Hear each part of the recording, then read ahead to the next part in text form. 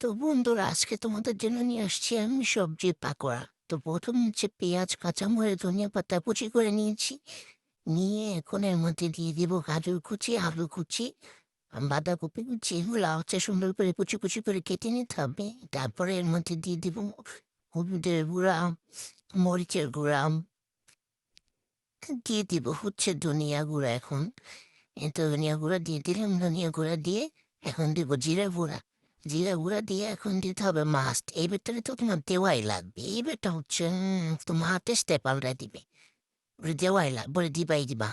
ও হচ্ছে ম্যাজিক মশলা, ম্যাজিকের মতো টেস্ট বাড়িয়ে দিবে। তারপরে দিবা হচ্ছে পরিমাণ মতো লবণ। লবণটা দিয়ে এখন ভালো মতো এটাকে কুচলে কুচলে মেখে নিতে হবে। মনের যত রাগ, জিদ, ক্ষোভ, যত যা কিছু আছে সব এটার উপর ছাড়বো। এখন আমি এটাকে ঝেড়ে একদম কুচলে কুচলে একদমই নরম করে ফেলবো। নরম করে ফেলার পর এখন এটার মধ্যে দিয়ে দিবে হচ্ছে আমি একটি ডিম। ডিমটা চাইলে তোমরা ২টা ডিমও দিতে পারো। আমার একটা লেগেছে তাই আমি একটা দিয়েছি।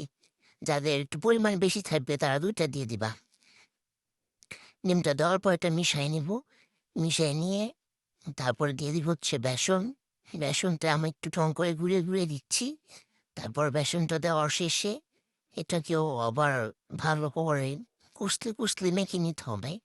ভালো মতো একদম খুবই সুন্দর করে মিশিয়ে নিতে হবে।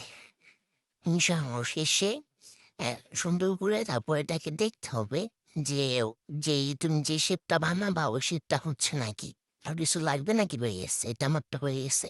তো আমি একটা কড়াই বসিয়ে দিলাম, কড়াইতে দিয়ে দিচ্ছি তেল। তেলটা একটু ঘুরিয়ে ঘুরিয়ে ঢং করে দিচ্ছি, কারণ আমি একটু ঢং বেশি করি সেজন্য দিলাম।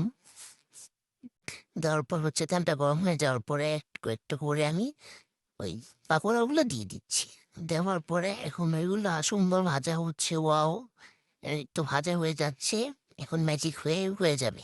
হে রে ভাই, কি সুন্দর রে আল্লাহ! খাইতে যেই স্বাদ, সেই স্বাদ, সেই সেই সেই তোমরা খাবা।